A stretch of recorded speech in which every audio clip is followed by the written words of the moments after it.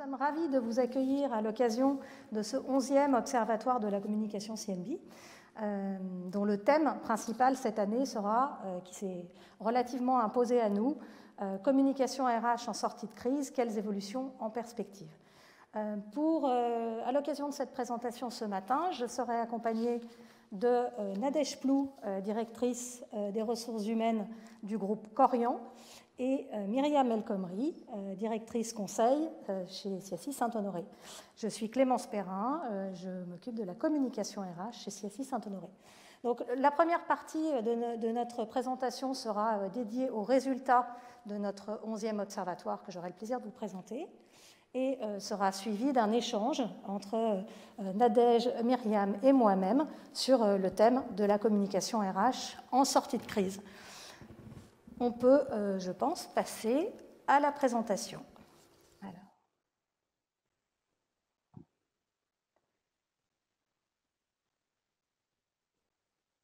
Quelques mots en introduction sur notre panel. Donc, vous le savez certainement, l'Obscom, Observatoire de la communication CNB, a vocation à vous donner de la visibilité sur les tendances de fond et de forme relatives au bilan socio-individuel que nous avons réalisé au cours du millésime antérieur.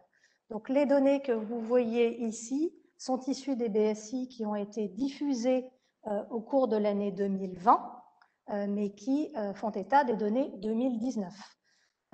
Quelques éléments d'information à la fois sur le panel des entreprises qui composent les résultats de cet observatoire et ensuite des informations sur le panel des salariés.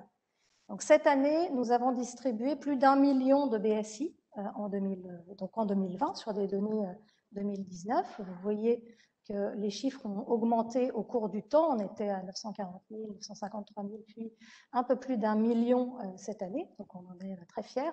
C'est le fruit de l'agrégation de portefeuilles clients historiques au sein de CSI Saint-Honoré de plusieurs filiales acquises par CSI au cours des années.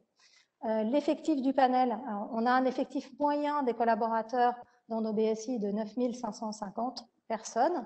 Et vous voyez sur la droite un graphique de répartition par secteur d'activité. Et au fur et à mesure du temps et de la montée en puissance du BSI, qui est un exercice qui existe depuis maintenant presque 30 ans en France, qui est un exercice anglo-saxon qui s'est beaucoup développé au cours des dernières années en France, eh bien, les secteurs d'activité qui mettent en place des BSI ont beaucoup évolué. Historiquement, on était plutôt sur des activités dites de col blanc, des banquiers, des assureurs, des sociétés de conseil ou des SS2I. Aujourd'hui, vous voyez les résultats de l'observatoire de cette année. 9% de nos entreprises clientes qui ont fait un BSI qui seront dans le secteur de l'industrie, suivi de 24% d'entreprises qui sont... Alors, on a rassemblé les secteurs d'activité. Derrière les 24%, vous avez des banquiers, des assureurs, des sociétés de conseil et des SS2I. 8% dans le BTP et l'immobilier, 8% dans la grande distribution et enfin 7% luxe et cosmétiques, services, culture, loisirs et enfin transport et logistique. Je pense que Karine vous l'a dit en introduction, vous pourrez bien entendu poser des questions à nous trois à la fin de la présentation via le chat et on aura plaisir à y répondre. Quelques éléments supplémentaires sur le panel d'entreprise. Donc, la répartition par effectif. Vous voyez que la majorité des BSI, enfin une grande proportion, pas la majorité, mais une grande proportion de BSI se sont réalisés dans des entreprises entre 1000 et 5000 salariés, donc 41%. 23% dans des entreprises de moins de 1000 salariés, 12% au sein d'entreprises entre 5000 et 10 000 salariés, et 24% quand même au sein de très grands groupes de plus de 10 000 salariés. Qu'est-ce qu'on entend par nombre d'entités? Une entité, ça peut être soit des sites géographiques, ça peut être soit plutôt des filiales d'un groupe. Donc, généralement, enfin là pour le coup, en majorité, on réalise des BSI pour une seule entité, mais on a quand même une grande partie de nos clients qui sont, entre guillemets, multi-entités de 2 à 10 entités. Alors, filiales, ou activités vraiment distinctes. Ce n'est pas forcément des filiales, mais il peut y avoir des lignes métiers très différentes dans les BSI qui sous-entendent que le package de rémunération globale diffère vraiment d'une entité à une autre. Donc, c'est comme ça qu'il faut comprendre l'entité. 32% de 10 entités et 14% supérieurs à 10 entités. Toujours sur le panel, pour vous éclairer sur la répartition hommes-femmes, donc 66% d'hommes et 34% de femmes composent le panel des salariés auxquels on a diffusé un BSI au cours de l'année 2020 et 28% de cadres contre 72% de non-cadres. Quelques éléments sur les critères d'éligibilité des salariés. C'est vrai que c'est une question qui nous est fréquemment posée lorsque l'on met en place un BSI pour la première année dans une entreprise. Quels sont les critères habituels d'éligibilité des salariés au BSI et quels sont, à contrario, les populations qui sont généralement hors scope pour des questions souvent de complexité de la structure de rémunération. Alors, les critères d'éligibilité, c'est généralement évidemment les CDD et les CDI qui sont présents dans l'entreprise pendant tout l'exercice pendant lequel on extrait les données. Donc là, en l'occurrence, les gens qui ont reçu un BSI sont généralement présents pendant toute l'année 2019, de manière à avoir un recul suffisant sur les données, et évidemment encore présents à la date de parution du BSI. Ceux qui sont généralement exclus des projets, c'est très souvent le COMEX et les mandataires sociaux, qui ont évidemment une structure de rémunération fondamentalement différente des collaborateurs. Les populations mobiles, impatriés, expatriés, détachés, les alternants et les stagiaires, les personnes qui sont en longue maladie, généralement de plus de 30 jours, et les gens qui sont en suspension de contrat. Mesdames, si vous avez des remarques au fil de l'eau, on ne l'avait pas prévu, mais n'hésitez pas. La répartition du temps de travail, 92% des gens travaillent à temps plein, 8% travaillent à temps partiel. Encore une fois, c'est sur le panel d'études, c'est-à-dire les 1 million de salariés qui ont reçu un BSI de notre part. Peut-être, si tu permets, chère Clémence, moi j'avais une question sur la slide, donc juste précédente, oui, notamment sur les enjeux de mobilité internationale. Oui. On voit bien que les questions de rémunération sont aussi complexes que lorsqu'on est expatrié ou autrement local plus, on va le dire comme ça. Pourquoi ces salariés sont généralement hors scope? Alors, c'est une bonne question. Il y a deux raisons. La première, c'est parce que très souvent pour nos clients, l'effort d'action et d'agrégation des données est difficile à faire sur ces populations parce que l'information est éclatée dans les systèmes d'information, voire éclatée dans les systèmes d'information des pays d'accueil, par exemple. Deuxième raison, c'est parce que souvent nos clients préfèrent communiquer de manière différenciée auprès de ces populations. Et on leur réserve, entre guillemets, un focus BSI expatrié parce que leur rémunération est très spécifique et qu'on ne leur donne pas les mêmes éléments de communication que sur un BSI plus traditionnel français. Ça répond à la question. L'ancienneté. Alors, dans la plupart des chiffres que l'on va vous présenter, notamment sur le contenu, ayez en tête que les chiffres qui vous sont présentés lorsqu'ils sont comme ça sur des graphiques en nuage de points sont des médianes. Donc là, vous avez la médiane. Qu'est-ce qu'on retire de ce graphique? Vous voyez qu'on retrouve nos secteurs d'activité sur le côté gauche. Une ligne par secteur d'activité. Un point représente une entreprise. Et donc, on en tire quoi? On en tire une médiane, une ancienneté médiane de 11 ans, globalement sur notre panel. Et on en tire aussi, un autre enseignement. Est-ce que c'est bon? Ouais. On en tire aussi un autre, pardon pour le bruit bizarre. On en tire également un autre enseignement qui est quand même une très forte hétérogénéité dans l'ancienneté au sein même d'un secteur d'activité.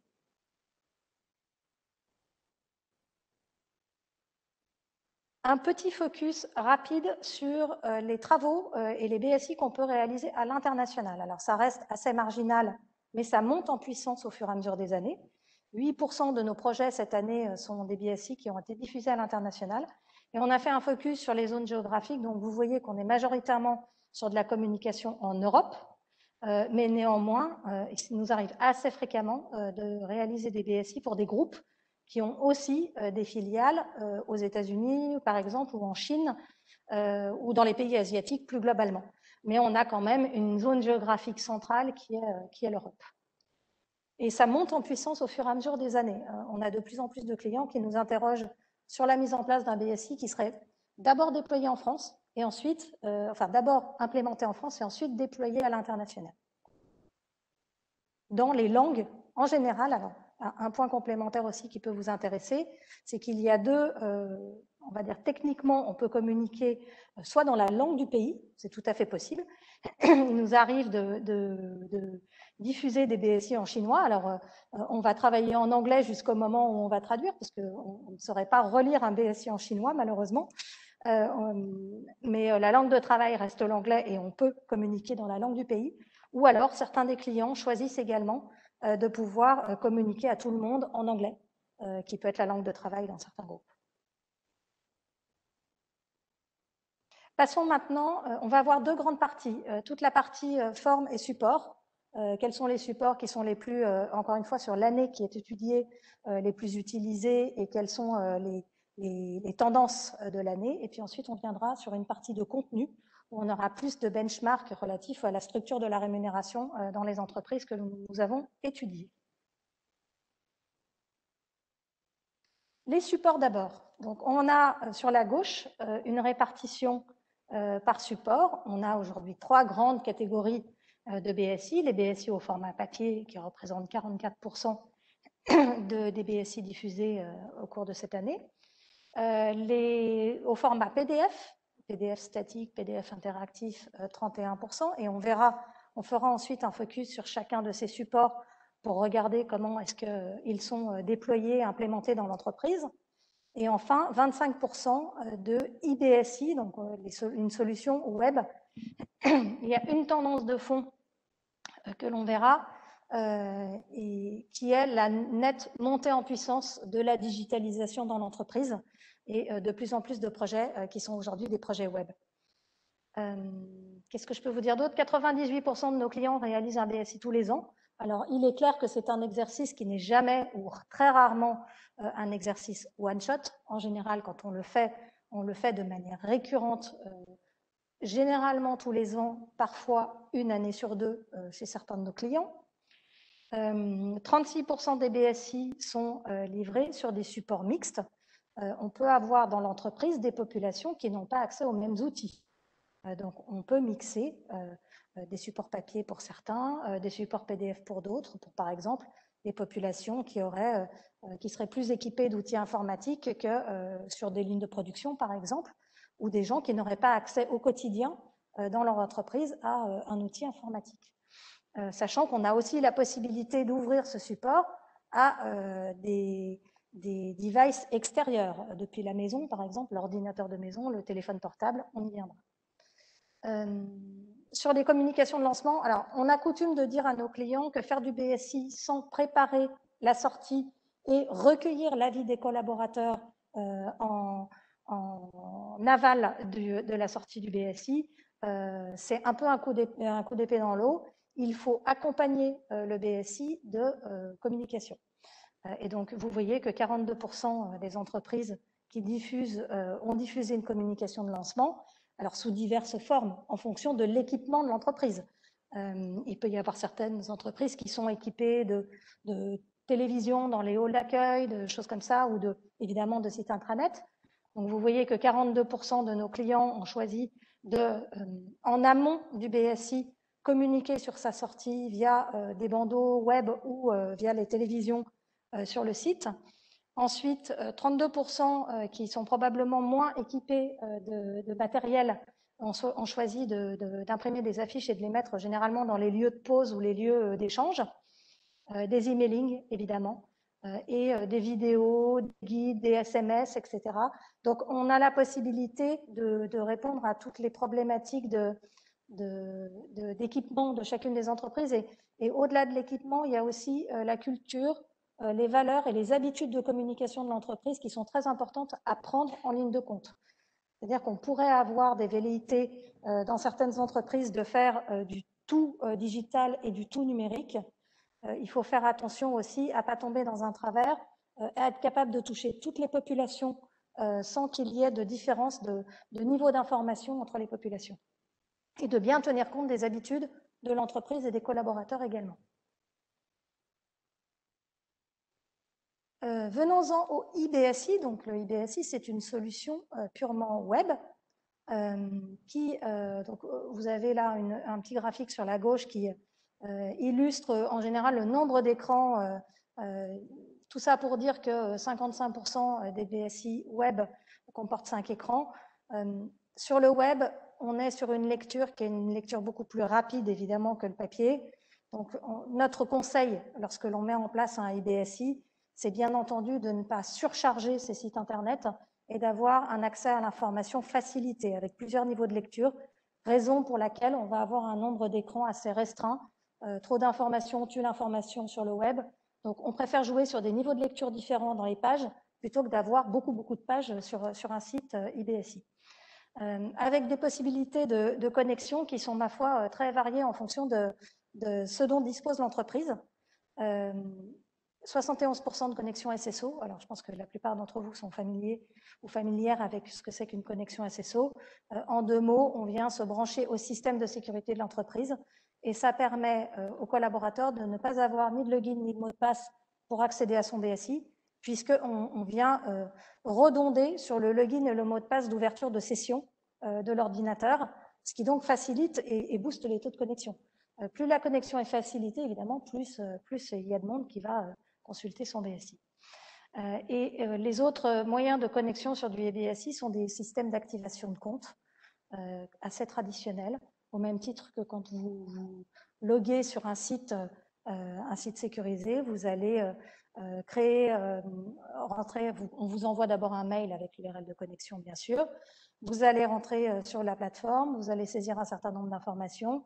Il va y avoir tout un circuit de vérification, d'échange d'emails de manière à sécuriser le processus. Et ensuite, vous allez pouvoir accéder au BSI. Il est souvent accompagné d'options complémentaires. Donc, vous les voyez là au milieu de la slide.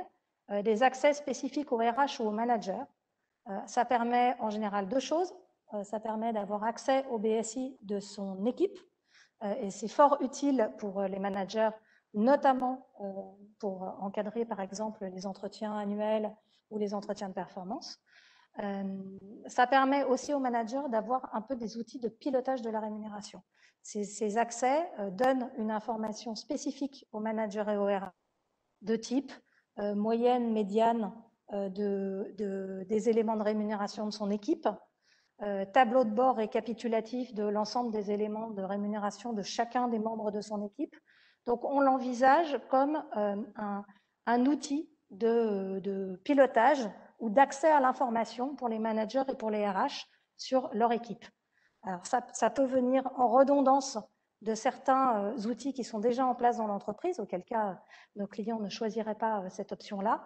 Mais il y a encore beaucoup d'entreprises pour lesquelles les managers et les RH n'ont pas d'informations agrégées et calculées sur leur équipe. PDF normé, ça consiste à pouvoir imprimer le contenu du IBSI sur une brochure pour ceux qui n'auraient pas accès à l'information. On y reviendra juste après sur ce qu'on appelle le BSI multisupport. Évidemment, le mobile monte en puissance, c'est absolument certain. Donc, 44% des IBSI ont aujourd'hui une version dite mobile dédiée.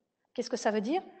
Ça veut dire que vous n'avez pas les mêmes contenus et le même design entre la version qui est visible sur votre ordinateur de bureau ou maison et votre mobile, puisque l'écran est beaucoup plus petit. Donc, on va faire des focus sur les éléments essentiels sur le mobile. Et on a évidemment une montée en puissance très forte et une demande très forte de nos clients sur ce point-là, puisque aujourd'hui, les entreprises communiquent de plus en plus souvent via soit les téléphones mobiles personnels, soit les téléphones mobiles professionnelle des collaborateurs. Les deux sont possibles. Enquête de satisfaction, donc je le disais, il faut avoir une communication en amont, mais aussi une communication en aval. Et lorsque l'on met en place un BSI, et notamment la première année, il est très important de pouvoir recueillir l'avis des collaborateurs sur le sujet. Et donc 22%, ce qui est au final assez faible, de nos clients nous délèguent ce travail d'enquête de satisfaction. On présume que pourquoi 22%? C'est parce que probablement beaucoup de nos clients le font eux-mêmes en interne, sans passer par notre intermédiaire, ce qui est très bien aussi, mais l'important, c'est quand même de demander l'avis des collaborateurs à l'issue d'une première édition. Sur les chiffres que vous avez à droite, donc sachez que 50% des BSI qui ont été réalisés sont dits multi-supports, c'est-à-dire qu'on a un socle qui est du web. Ce web permet de générer une synthèse PDF qui peut être imprimée sous forme de brochure. Ça répond à un besoin des entreprises et notamment du monde industriel. Mais je pense que chez Corian, le point pourrait être aussi soulevé. D'avoir des gens qui ont accès à l'informatique et d'autres qui n'ont pas accès à l'informatique sur leur lieu de travail, ou du moins ne sont pas équipés d'ordinateurs. Donc ça permet d'avoir une information différenciée, un support différencié en fonction de la population. Un quart des connexions se font via smartphone, donc vous voyez que ça monte en puissance. Et qu'est-ce que l'on peut vous dire sur ce qui va se passer l'année prochaine en termes de R&D sur cette partie BSI? On est en train de finaliser la construction et le déploiement d'une application BSI différente de la version mobile dédiée qui est une version web. Demain, on pourra télécharger dans les stores une application dédiée au BSI. Et on est en train de travailler enfin sur une console d'administration qui permettra à nos clients de pouvoir directement faire un certain nombre de mises à jour et de fonctionnalités sans passer par nous. Donc, vous aurez des briques fonctionnelles dans la console d'administration qui permettront d'agir sur le BSI directement.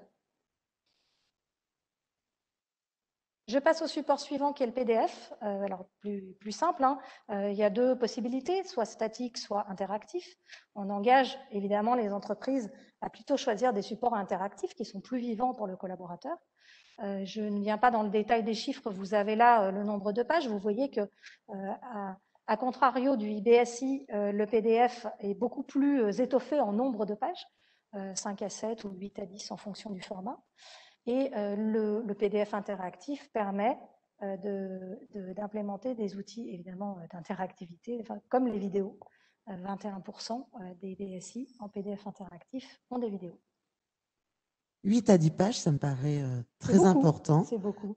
Est-ce qu'à cette occasion, justement, on en profite pour communiquer ou faire de la promotion sur des programmes RH où, je pense, par exemple, on a vécu le basculement dans le prélèvement à la source. J'imagine que c'est ce type d'information qu'on retrouve aussi dans des BSI, le compte personnel de formation. Enfin, c'est un peu cela qu'on retrouve dans des BSI de 8-10 pages. On va retrouver une formation qui va bien au-delà de la rémunération fixe et variable et qui va faire un focus relativement détaillé. Alors, 8-10 pages, ça ne veut pas forcément dire que les pages sont ultra chargées. Ça veut dire qu'on essaye aussi d'avoir des documents qui soient les plus digestes possibles pour les lecteurs. Donc, c'est parfois des pages où il y a des informations essentielles, mais pas forcément des gros pavés de texte. Et effectivement, Myriam, vous avez raison, on va retrouver beaucoup d'informations qui vont bien au-delà de la stricte rémunération fixe et variable. On le verra juste après dans les aspects de contenu. La QVT, le bien-être au travail, les dispositifs de formation dans l'entreprise, etc. sont des thèmes qui sont évidemment de plus en plus évoqués et on présume, c'est l'objet de l'échange que l'on aura tout à l'heure, que les choses vont beaucoup se développer aussi en 2021, compte tenu de la situation particulière que nous vivons aujourd'hui. C'est tout bon? J'avance? Allez, allons-y.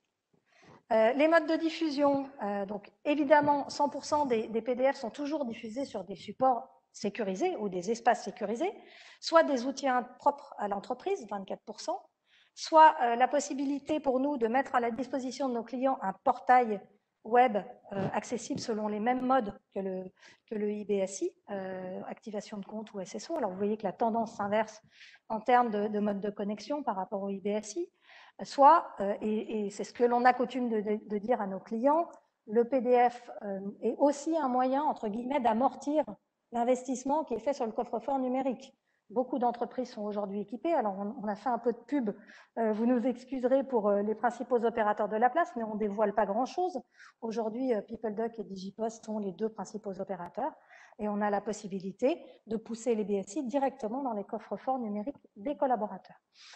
Et le PDF a vraiment du sens comme étant une première étape quand on veut digitaliser avant d'aller sur du web, mais il a vraiment du sens, effectivement, aussi dans le cadre du coffre-fort numérique. Sur le BSI papier, vous voyez là, sur la gauche, une répartition des formats. Alors, A5, c'est la moitié d'un A4. Pour ceux qui ne sont pas familiers, vous prenez un papier d'imprimante de bureau, vous le pliez en deux, ça vous donne un A5. Donc, c'est des petites brochures. C'est assez agréable à lire et plutôt joli. Donc, c'est en grande majorité le format qui est choisi par nos clients.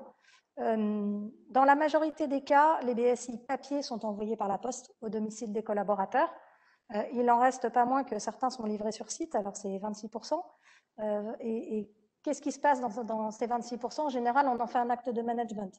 C'est soit le manager, soit éventuellement la RH qui vont remettre au collaborateur le BSI avec une explication qui va avec, ou lors d'un entretien, soit spécifiquement dédié au sujet, soit généralement lors d'un entretien plus vaste, type entretien annuel. Nombre de pages, vous voyez aussi, comme sur le PDF interactif, que le nombre de pages est assez important. Et il est à corréler avec le format, c'est-à-dire qu'un format A5, c'est ça, c'est petit, donc ça fait peu de place sur une page, et on essaye d'avoir des documents qui ont peut-être plus de pages, mais qui sont digestes, avec pas trop d'informations, avec la même logique de contenu que celle qu'on évoquait à l'instant. Une petite question, notamment sur l'impression. Alors, je sais que nous, dans le cadre du groupe CSI et dans le cadre de notre politique RSE, il nous arrive, avec notre agence intégrée en communication, d'utiliser un ESAT pour faire imprimer des documents. Est-ce que autour du BSI papier, ce recours à des ESAT est régulier ou pas? Alors, il n'est pas régulier.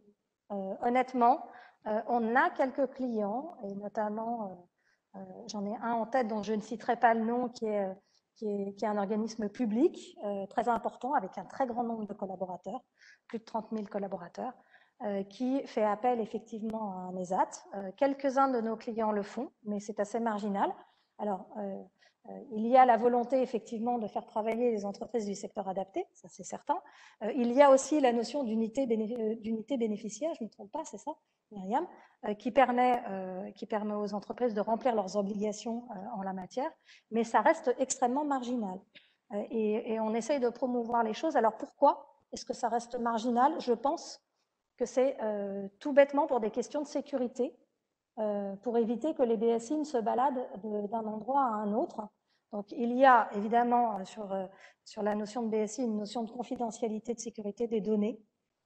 Plus il y a d'intervenants dans la fabrication du BSI, plus on prend, entre guillemets, des risques sur la sécurité. Donc, je pense qu'il y a un frein aussi psychologique de nos clients sur ce sujet-là, qui est sur lequel je n'ai pas vraiment de jugement à porter, mais en tout état de cause, c'est très rare. Quelques dossiers. 32% des entreprises disposent d'un double en PDF du BSI papier. Donc, on le voyait tout à l'heure, il y a beaucoup d'entreprises qui utilisent ce qu'on appelle le multi-support, et 15% vont adapter le BSI papier en PDF interactif. On est toujours sur des notions de multi-support. Donc, on n'est plus aujourd'hui sur un format qui est un format unique. On a une nette tendance vers le multi-support dans les entreprises, pour s'adapter à toutes les populations et parfois donner accès à l'information de manière différente. On peut diffuser le BSI par la poste et on pourra aussi le retrouver dans son coffre-fort numérique, par exemple. Passons maintenant à la partie sur le contenu, qui a plus vocation à vous donner du benchmark relatif aux éléments de rémunération et d'avantages sociaux que l'on va retrouver dans les BSI. Vous allez avoir deux niveaux d'information, des données qui vont être des données, on va dire, au niveau de l'entreprise.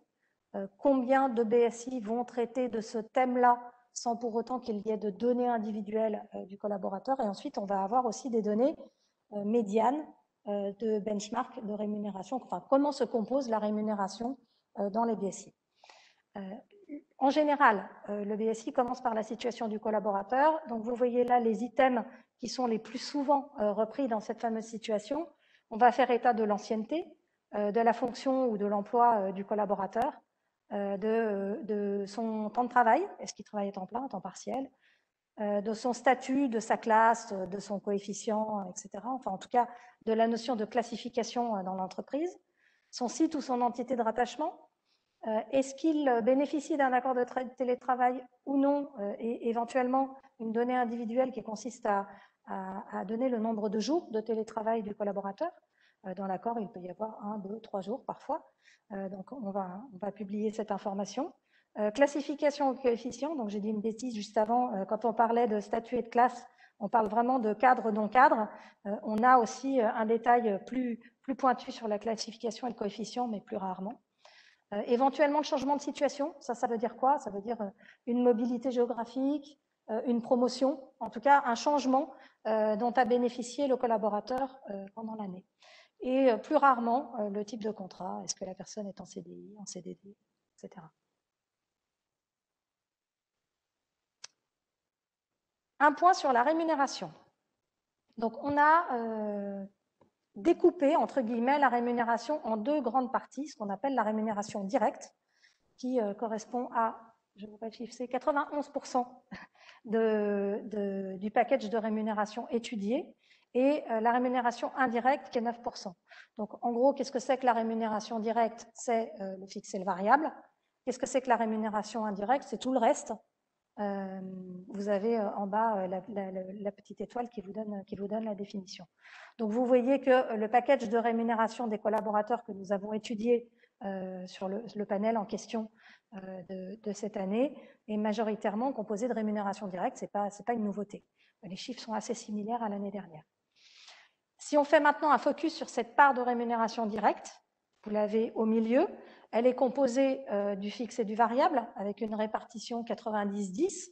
Pas très étonnant non plus, hein, assez stable par rapport à l'année précédente. Une petite nouveauté par rapport à l'an passé, c'est que 17% des BSI abordent le sujet du prélèvement à la source. Alors vous me direz, ce n'est pas énorme, mais ce n'est pas l'objet tellement du BSI de traiter ce point-là non plus, puisque en général, on communique en éléments de rémunération brute, pas forcément en éléments de rémunération nette, et encore moins en éléments de rémunération nette d'impôt. Mais pour autant, 17% des entreprises ont souhaité faire un focus sur ce point-là. Venons-en à la composition maintenant, on descend par entonnoir de la rémunération fixe et comment elle se compose.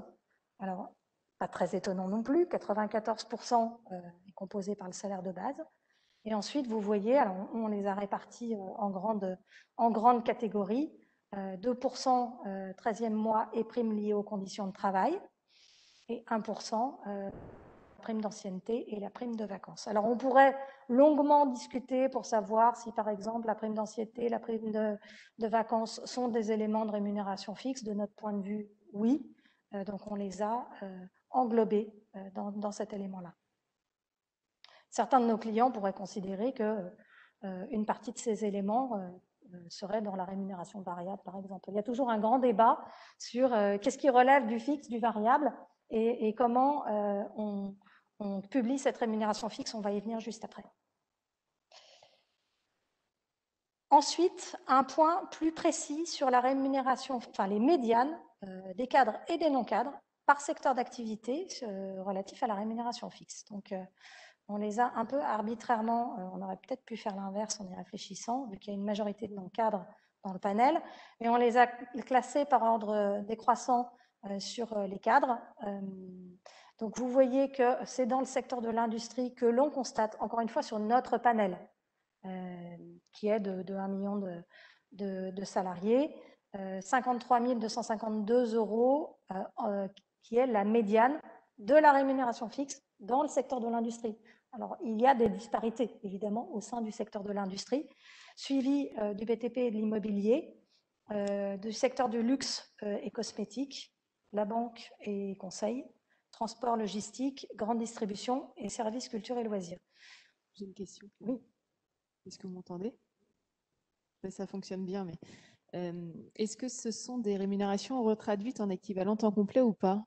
Alors, je pense que non, pour la simple et bonne raison que l'on utilise les données telles qu'on nous les transmet pour faire les calculs. Je vérifierai, mais de mon point de vue, non. Ce sont des éléments tels que nos clients nous les ont donnés. Donc, ça veut dire qu'effectivement, on ne fait pas de reconstitution temps plein, ce qui peut un peu jouer sur les chiffres. Je suis d'accord. Et vous voyez que côté non cadre, on va avoir une médiane. La médiane la plus élevée se retrouve dans le secteur luxe et cosmétique. Le trio de tête reste toujours le même, mais organisé un peu différemment. Luxe et cosmétique, suivi de l'industrie et enfin du BTP et de l'immobilier, et derrière les autres secteurs d'activité. Est-ce que vous pensez, Nadège, que ce serait plus pertinent pour les années futures de refaire un calcul en recalculant les rémunérations pour qu'elles soient toutes sur les mêmes bases? Je pense que ça, oui, quand on regarde l'écart notamment du poids des temps partiels sur les différents secteurs d'activité, si on veut faire des comparaisons entre secteurs, effectivement, je pense qu'il faudra avoir les deux et oui, reconstituer la rémunération en temps complet et notamment par rapport au secteur de la grande distribution où on a un taux de temps partiel qui est important. On fera ça, ça va faire plaisir à nos data analystes pour l'année prochaine. On tâchera de le faire. Alors après, je pense que la part… Quelle part de temps partiel vous avez globalement sur les 1 million de BSI? Alors, on l'a au début. Il faudrait qu'on revienne tout en arrière, mais il me semble que c'est quelque chose comme 9%. C'est pas énorme. Oui, donc 9%. Donc, ça joue un petit peu, mais pas trop. Je pourrais reprendre… Parce que je pense que la grande partie sera soit sur la grande distribution, soit sur ce qu'on appelle service. Oui. Voire aussi loisirs, parce qu'on le voit dans les centres de vacances et autres. Mais on pourrait maltraiter nos data analystes et leur demander de nous faire la comparaison, effectivement, pour regarder s'il y a un écart important. Alors, un point qui va peut-être répondre aussi un peu à cette question-là, qui est le sujet de l'évolution de la rémunération fixe. Donc 48% des sociétés, enfin en tout cas des BSI que l'on a réalisées, vont afficher une évolution de la rémunération sur une ou plusieurs années. Donc vous avez là, en général, on est sur 3 ans max. On a d'ailleurs une répartition qui est relativement équivalente. Et ensuite, ce calcul de cette évolution de la rémunération fixe, il peut se faire de deux manières. Soit il se fait sur la rémunération réellement perçue par le collaborateur, donc ça répond un peu à la question, pas complètement, mais un petit peu. Donc c'est 64% de nos clients qui vont vouloir communiquer sur une évolution calculée sur ce que le salarié a réellement perçu, et le reste sur la rémunération théorique. Donc 36% sur la rémunération théorique. Et effectivement, il est plus pertinent pour le collaborateur d'avoir une information, pas par rapport à une rémunération, mais plus par rapport à une rémunération réellement perçue. En tout cas, pour le collaborateur, c'est ce qu'il recherche dans le BSI. La rémunération variable, donc 95% des entreprises vont communiquer sur le sujet de la REM variable et 35% vont aborder le sujet de la prime du pouvoir d'achat que vous retrouvez dans la petite partie à 5% de prime. Donc le schéma permet de vous donner les grandes masses, enfin comment se décompose la rémunération variable dans le panel que l'on a étudié. Donc vous voyez que pour la majorité, la rémunération variable est constituée des primes liées au temps de travail, des primes liées aux performances du salarié, donc les chiffres sont assez proches. Ensuite, aux autres primes, alors c'est un peu, entre guillemets, excusez-moi l'expression, la catégorie fourre-tout, c'est-à-dire qu'il y a plein d'entreprises qui ont des dispositifs de rémunération variable extrêmement détaillés, extrêmement étoffés, avec tout un tas de primes en fonction de chacune des catégories dans l'entreprise, et on n'a pas forcément envie de faire une longue liste à l'après-vert de toutes les primes qu'a perçues le collaborateur, donc on va souvent les agréger au sein d'une catégorie que l'on appelle courageusement autres primes, et des primes exceptionnelles pour 5%. Ce qui est intéressant, c'est qu'on voit bien qu'aujourd'hui, on fait le lien de plus en plus entre performance et rémunération. On voit que la prime liée au performance du salarié, c'est 34%. C'est quoi? C'est la productivité, c'est l'absentéisme, Exactement. c'est... Il y a une petite note que malheureusement, j'arrive pas à lire. Oui, commission, prime d'objectif, prime de production, bonus. Donc, c'est tout ce qui est lié à la performance individuelle du collaborateur en Donc, en grande lien avec majorité. l'atteinte des objectifs du Exactement. collaborateur. Exactement. Okay. Et la première petite étoile, prime liée au temps de travail, ce sont tout ce qui est heures supplémentaires, primes d'astreinte, etc. Un joli nuage de points sur l'épargne salariale qui va vous donner des éléments sur les montants bruts qui sont toujours des médianes. Montants bruts de participation et d'intéressement. Alors, je vais me permettre une petite anti-sèche sur ce graphique-là. Donc, je vous rappelle que un point égale une entreprise, une couleur égale un secteur d'activité. Qu'est-ce qu'on constate sur ce graphique? C'est qu'au final, c'est assez hétérogène et assez éclaté. Donc, vous avez des médianes de participation, pardon, je vais peut-être aller sur les chiffres avant de détailler le graphique. Médiane de participation constatée à 2042 € et une médiane d'intéressement à 2155 €, donc des chiffres qui sont relativement proches l'un de l'autre.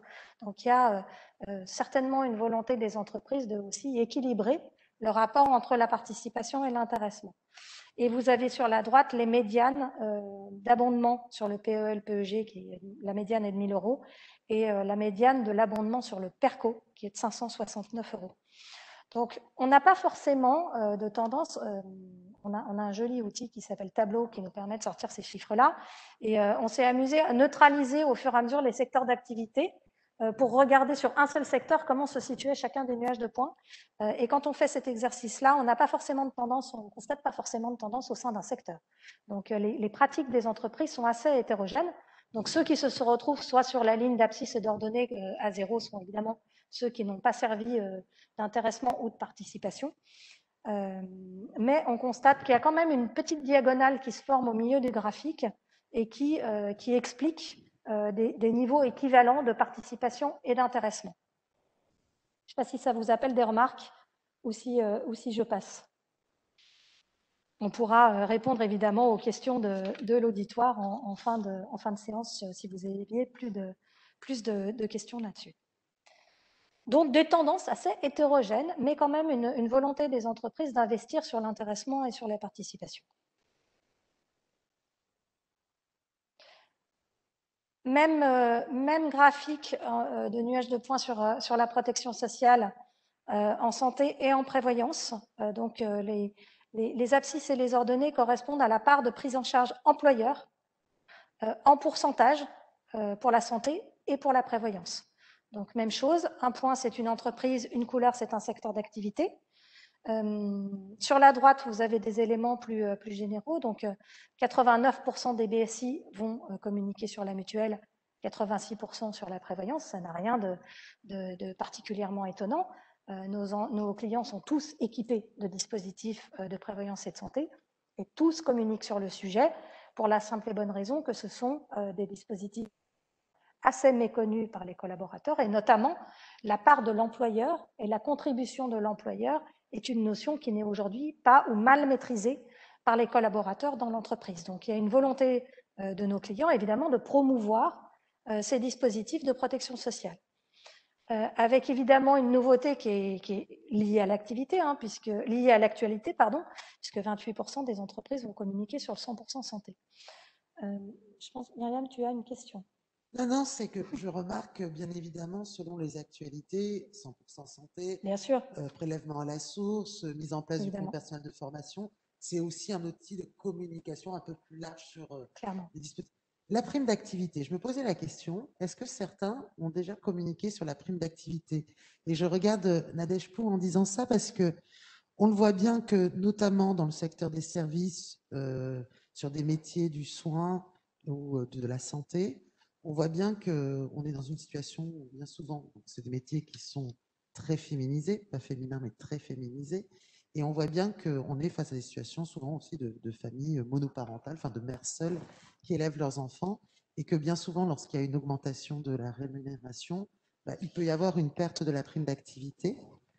Est-ce que c'est des choses dont vous parlez au sein de l'entreprise, cette question de la prime d'activité? Alors oui, mais pas par l'intermédiaire du BSI, puisque les situations sont excessivement individualisées, en fait.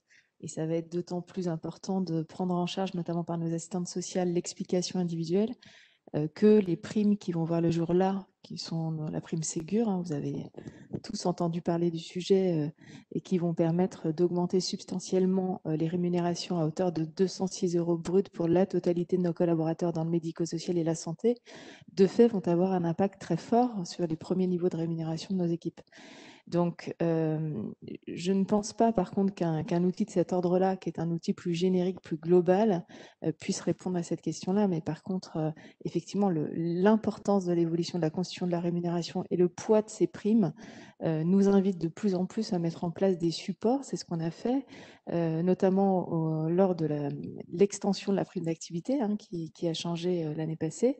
Et donc, on a mis en place des hotlines pour épauler nos équipes à ouvrir leur compte, et ça pouvait représenter, si on parle de notre propre sujet, entre 30 € par mois et jusqu'à 400 € par mois, ce qui sont des montants substantiels pour nos salariés. On peut dire quelques petites choses sur ce graphique, c'est qu'on voit, mais c'est assez normal que assez peu d'entreprises finalement sont très très généreuses sur la prévoyance et la santé, que les pratiques sont quand même assez homogènes, hein, les points sont assez rassemblés au milieu du graphique, donc vous voyez les médianes des pourcentages des parts employeurs qui sont respectivement à 69% pour la prévoyance et 58% pour la mutuelle. On pourrait se poser la question des 58% pour la mutuelle qu'on trouve un petit peu faible quand on a sorti les calculs. Pourquoi? Parce que dans les données que nous fournissent nos clients, parfois sur la part des cotisations du salarié, l'entreprise va sommer la cotisation sur complémentaire qui est financée par le collaborateur. Donc ça veut dire que mathématiquement, ça va baisser la part employeur et que parfois on n'a pas la possibilité de l'isoler. Donc ce 58% est en prendre un petit peu avec des pincettes quand même.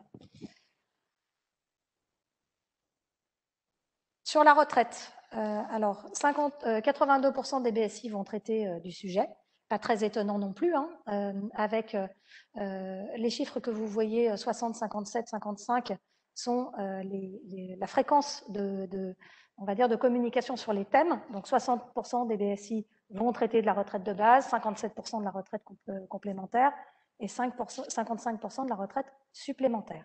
Donc on est en nombre de BSI qui parlent du sujet. En revanche, sur la partie droite, vous avez le pourcentage de la part employeur sur le sujet de la retraite. Donc 65% des cotisations sont financées par l'employeur sur la retraite de base, 59% sur la retraite complémentaire et 68% sur la retraite supplémentaire. Pas tellement d'autres commentaires sur ce sujet-là. On n'est pas très étonné par les chiffres et ils sont assez proches de ceux que l'on constatait les années précédentes. Peu d'évolution sur le sujet. Venons-en au congé. 50% des entreprises vont mettre en lumière, donc ça rejoint la question posée par Myriam tout à l'heure, est-ce que le BSI va au-delà de la rémunération directe, voire fixe et variable? Oui, bien sûr. On va apporter des infos beaucoup plus étoffées, notamment sur la politique de congé. Donc 50% des BSI vont mettre en lumière les congés et une majorité les valorise de manière individuelle. Alors on peut aller dans des niveaux de détail très pointus, hein.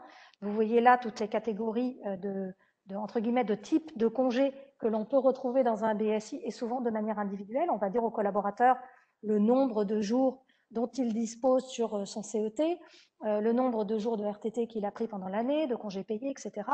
Les congés d'ancienneté, les congés pour événements familiaux, les congés dits supplémentaires, les dons de jours, les congés de fractionnement, les congés maternité-paternité, les congés liés à l'âge. Donc, il y a des pratiques de communication qui sont assez hétérogènes en fonction des entreprises, mais c'est un sujet qui est souvent abordé, on va dire dans un BSI sur deux, et très souvent dans des niveaux de détail qui sont assez importants et individuels. C'est aussi une manière pour l'entreprise de valoriser sa politique de congé qui serait mieux disante que, évidemment, les pratiques de marché ou ses concurrents. La formation, donc ça corrobore ce qu'on disait tout à l'heure. La formation est un thème qui est abordé dans les 3/4 des BSI. avec un chiffre qui peut vous intéresser, qui est sur le panel étudié, on constate que 3,41% de la masse salariale est consacrée à la formation. Donc c'est une moyenne constatée sur le panel. Alors évidemment, nos clients qui font du BSI ont toujours des choses à dire autour et ont une politique de formation souvent plus favorable que ce que l'on peut trouver sur le marché. Mais 3,41%, c'est quand même un investissement relativement important sur la formation. Et de la même manière, l'entreprise va très souvent valoriser, soit par des données individuelles, soit par des données collectives, son action en faveur de la formation. Sur l'individuel, on va très souvent retrouver des tableaux qui vont récapituler le nombre d'heures ou le nombre de jours qu'a suivi le collaborateur au cours de l'année, le nombre de formations qu'il a réalisées, parfois les intitulés de formation. On ne voit pas là un point qui peut être aussi abordé, qui est, parce que je pense qu'il est marginal, le coût éventuellement de la formation, et puis des données collectives qui vont permettre d'apporter plus de perspectives aussi aux collaborateurs, non pas sur sa situation personnelle, mais aussi sa situation au sein de l'entreprise. Quel est le budget annuel consacré à la formation, globalement? Quel est le nombre total de salariés qui ont suivi une ou plusieurs formations dans l'année? Ou le pourcentage de la masse salariale consacrée à la formation que vous avez sur la gauche en moyenne. Donc, c'est aussi un moyen, le BSI, de promouvoir la politique de formation et par les temps qui courent et notamment le sujet du bilan à 6 ans pour lequel on a beaucoup travaillé avec nos clients ces derniers temps puisque vous savez que cette obligation est à remplir avant la fin de l'année. Le sujet de la formation a été très développé dans les BSI et a vocation à s'étoffer davantage au fur et à mesure du temps. Alors, un sujet que l'on sait être particulièrement sensible et intéressant, vous êtes nombreux à aimer avoir du benchmark sur le sujet des véhicules de fonction, puisque ça peut être un élément de rémunération important. Vous voyez que 66% des entreprises parlent du véhicule de fonction, et on va même parfois jusqu'à un niveau de détail qui est assez précis, puisque 45% des entreprises qui communiquent sur le sujet vont afficher la valorisation. Alors, on peut avoir soit l'avantage en nature, soit le coût pour l'entreprise. Vous avez là des montants moyens. Et 16% vont même jusqu'à préciser la marque, le modèle du véhicule. C'est un élément de valorisation dans un package de rémunération pour les collaborateurs qui sont concernés. Donc, vous voyez que le montant moyen de l'avantage en nature que l'on constate, c'est 1 995 € par an, que le salarié va retrouver sur sa fiche de paye. Et le coût moyen pour l'entreprise, alors ça, c'est des données que les collaborateurs souvent méconnaissent. Qu'est-ce que ça coûte à l'entreprise tous les mois? Alors, derrière ces 294 € par mois, il peut y avoir des pratiques assez aussi hétérogènes des entreprises. Certaines vont financer uniquement le leasing, d'autres vont financer le leasing, l'entretien, l'essence, l'assurance, etc. Mais en tout cas, on constate un coût moyen pour l'entreprise qui est de 294 € par mois, qui est beaucoup moins important que celui qu'on constatait l'année dernière, mais sur un panel qui était un petit peu différent. Le groupe CIACI, à la demande de Pierre de Nosberg, fait partie de Entreprises pour l'environnement. Beaucoup de nos clients sont également membres d'Entreprises pour l'environnement. Est-ce que sur les dernières années, vous voyez cette partie un peu évoluer, notamment en termes d'empreinte, le type de véhicule? Est-ce que ça, vous le voyez changer ou pas du tout aujourd'hui? Pas trop. Parce que quand on regarde les données nationales, on voit que les entreprises évoluent aussi sur ce point-là. Je pense aux primes vélo, je pense à des véhicules hybrides, électriques, etc. Est-ce que ça commence à se ressentir du point de vue de BSI ou pas encore? Alors, ça frémit. C'est quand même assez anecdotique. Je pense qu'effectivement, ça fait partie des thèmes que l'on va voir apparaître dans le futur dans les BSI de manière assez certaine. Mais aujourd'hui, ça reste malheureusement assez marginal. Et on va en finir presque avec les avantages divers, avec une nouveauté qui est 50% des entreprises du panel vont mettre en avant des avantages qui concourent au bien-être des salariés. Vous avez des exemples en dessous. On va y venir et c'est l'objet aussi de notre échange qui va suivre. Bien évidemment que le BSI est de plus en plus le support qui permet d'aller bien au-delà des éléments de rémunération. Vous voyez là sur la droite les principaux avantages qui sont assez traditionnellement mis en avant dans les BSI. On n'est pas forcément là sur des éléments relatifs au bien-être. La restauration, le CE, le transport, l'action logement, le fameux véhicule de fonction, la médaille du travail, le télétravail, les CESU et les remises ou les cadeaux. Donc ça, c'est les thèmes les plus fréquents. Mais on voit ce sujet des avantages divers ou avantages sociaux de plus en plus étoffé au fur et à mesure du temps. Et je vais tout de suite passer à la slide suivante qui est dans la lignée. On voit apparaître de nouvelles thématiques en 2020.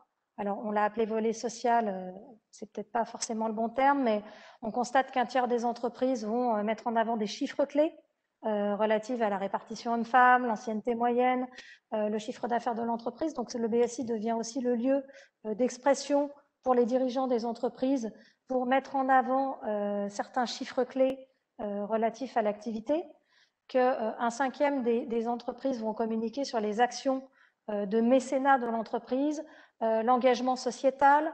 Elles vont valoriser également les aides pour les travailleurs handicapés, l'arrondi sur salaire, le don de jour. Donc le volet social prend une part de plus en plus importante dans les BSI. Et je pense qu'en 2021, il va y avoir un vrai sujet, compte tenu de la situation de crise sanitaire que nous vivons, et ces thématiques, et la santé et l'aide aux collaborateurs, vont aussi être des thèmes clés sur 2021. Donc vous voyez, sur la santé, on a quand même un cinquième aujourd'hui des entreprises, enfin 20% des entreprises qui vont mettre en avant les moyens pour faciliter l'accès aux soins, bilan de santé gratuit, téléconsultation, vaccins, médecine douce, etc. Et enfin, pour clôturer, sur l'aide aux collaborateurs, un quart des BSI vont mettre en avant des dispositifs d'aide aux familles, tarifs préférentiels, primes exceptionnelles, les congés pour enfants malades, événements familiaux. Donc, on va retrouver des pratiques variées, l'aide à la rentrée scolaire, etc. Et enfin, un tiers des entreprises vont communiquer sur la prime du pouvoir d'achat, on l'a vu en intro, et une majorité vont afficher le montant individuellement perçu. J'en ai fini avec la présentation des chiffres de l'Observatoire. J'espère que je n'ai pas endormi toute l'Assemblée avec les nombreux graphiques. L'objet de notre échange avec Myriam et Nadège maintenant est de venir sur l'avenir. Qu'en est-il de 2021 ? Quel va être l'impact de la crise sanitaire que nous vivons aujourd'hui sur la communication RH au sens large ? Donc on va sortir un peu du focus sur le BSI pour reprendre un peu de hauteur sur globalement la communication RH dans l'entreprise. Donc j'ai prévu un certain nombre de questions pour Myriam et Nadège et on a abordé déjà un certain nombre de points pendant la présentation, mais vous avez toutes les deux un regard différent eu égard à vos activités. Dans l'Observatoire, on constate des tendances de fond. Alors des tendances comme la digitalisation, une profondeur croissante. On l'a vu dans le package de rémunération des entreprises, on a de plus en plus d'items qui sont abordés dans le BSI, davantage périphériques. J'aurais voulu savoir si vous constatez les mêmes tendances, Myriam, dans vos activités et Nadège, dans votre entreprise, chacune à votre niveau, et si ces résultats vous interpellent à d'autres titres, au-delà de cette digitalisation ou cette profondeur du package de rémunération. Si vous avez des remarques ou des commentaires sur les chiffres. Merci déjà Clémence pour ce travail et merci à l'ensemble des équipes qui travaillent sur le BSI. 1 million de BSI, c'est quand même c'est pas rien. C'est pas rien et bravo parce que c'est quand même très riche d'enseignements et on voit bien que c'est pas qu'un outil classique. Ce qui se joue pour moi derrière et ce que vous nous avez montré, c'est quand même prendre conscience de l'ensemble des efforts qui sont faits par l'entreprise dans un monde où ça ne s'arrête pas au salaire net, où tout ça fait l'objet de négociations aussi. Donc je salue tous les DRH qui travaillent aussi sur les NAO et autres, qui permet aussi derrière de le valoriser parce qu'il y a le savoir-faire et il y a le faire savoir. Et donc de ce point de vue-là, je pense que c'est un élément important. Mais surtout, cela permet de donner du sens et de la valeur à une politique de rémunération. Et on voit bien aujourd'hui que les meilleurs ambassadeurs d'une marque sont d'abord les collaborateurs eux-mêmes. On parle beaucoup, on parlera de la crise sanitaire, j'imagine, et donc de la question de l'engagement des collaborateurs dans un moment qui est tout particulier. Moi, ce qui m'a marqué, et je ne m'attendais absolument pas à cela, c'est que quand même 23% de vos BSI sont pour des entreprises de moins de 1000 salariés. Je pensais que le BSI était vraiment un outil des grosses entreprises. Et de ce point de vue-là, je trouve que 23%, c'est un élément important. La deuxième chose, c'est que je note qu'il y a de plus en plus de liens entre rémunération et performance. Et je le vois, nous qui menons au sein du groupe CSI beaucoup d'études d'absentéisme, beaucoup de plans d'action autour de la qualité de vie au travail pour éviter d'être dans le corner où on dit il faut baisser les garanties et augmenter les cotisations. On voit bien à quel point aussi faire prendre conscience de certains signaux faibles, c'est-à-dire un absentéisme perlé, etc., permet aussi pour moi de responsabiliser et de communiquer. L'absentéisme, c'est pas que l'affaire des DRH, c'est l'affaire de tous les managers, mais c'est l'affaire de tous les collaborateurs aussi de l'entreprise. Parce qu'on sait bien que l'absentéisme engendre de l'absentéisme, et donc ça, voilà, on peut être dans une spirale particulièrement négative. Donc ça, c'est pour moi deux tendances qui sont extrêmement importantes. Sur le digital, forcément, mais on en est toujours, et on va y venir en parlant de la crise, sur attention, tous les salariés ne sont pas... nous avons eu au moment du confinement ce qu'on a appelé les premières lignes. Nous avions ceux qui étaient en activité partielle, ceux qui étaient en télétravail et ceux qui étaient vraiment en première ligne. Nous avons aussi nous-mêmes un enjeu qui est de ne pas creuser des inégalités lorsque tout le monde n'a pas accès aux mêmes outils. Donc c'est normal. Je pense que la question du multi-support soit aussi importante dans ce cadre-là. Merci Myriam. De mon côté, ce que je trouve fort agréable, c'est qu'aujourd'hui, vous avez commencé par ça. Il n'y a plus que les cols blancs qui ont des BSI. Moi, j'avais une question complémentaire, en fait, avant d'intervenir. C'est savoir si dans le panel des entreprises qui constituent les 1000 BSI, les 1 million de BSI aujourd'hui, est-ce que c'est des entreprises qui font ça au long cours? Depuis combien d'années? Parce que nous, on commence, donc je vous expliquerai après où est-ce qu'on en est et en quoi c'est un outil excessivement pertinent pour accompagner nos managers et vendre notre contrat social.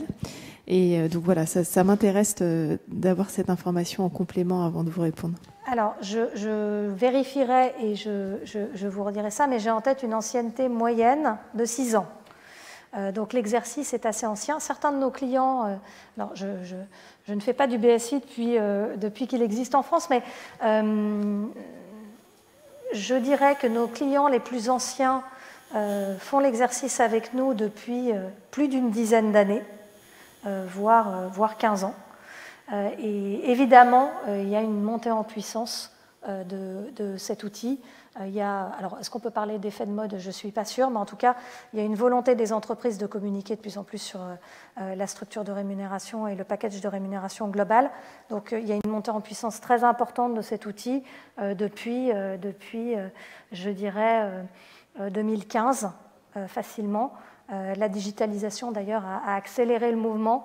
Donc, une ancienneté moyenne de mémoire de 6 ans. Donc, ce n'est pas un exercice nouveau pour la plupart des entreprises. D'accord. Alors, nous, c'est nouveau pour nous. Je vous expliquerai en quoi c'est nouveau après. Je trouve fort désagréable à ce stade de ne pas voir le secteur du médico-social et du sanitaire très représenté, mais on a mis une première brique et j'imagine que d'autres vont se lancer. Pourquoi? Parce que la rémunération, elle devient de plus en plus compliquée aussi. Donc, il y a le salaire de base, il y a toutes les primes afférentes et nos collaborateurs ont besoin qu'on leur explique. Ce qui est intéressant, c'est qu'aujourd'hui, le BSI, tel que je le vois et tel que vous l'avez démontré, c'est vraiment pas que de la rémunération. Et je regardais pendant que vous interveniez la constitution de notre BSI, il est à 50% en lien direct avec la rémunération, que ce soit de la rémunération directe ou indirecte. Et tout le reste, c'est tout le contrat social autour. Et quand on fait le lien avec nos enquêtes d'opinion interne aujourd'hui, nos équipes, elles sont en attente de rémunération et de clarification et de transparence en la matière, mais pas que.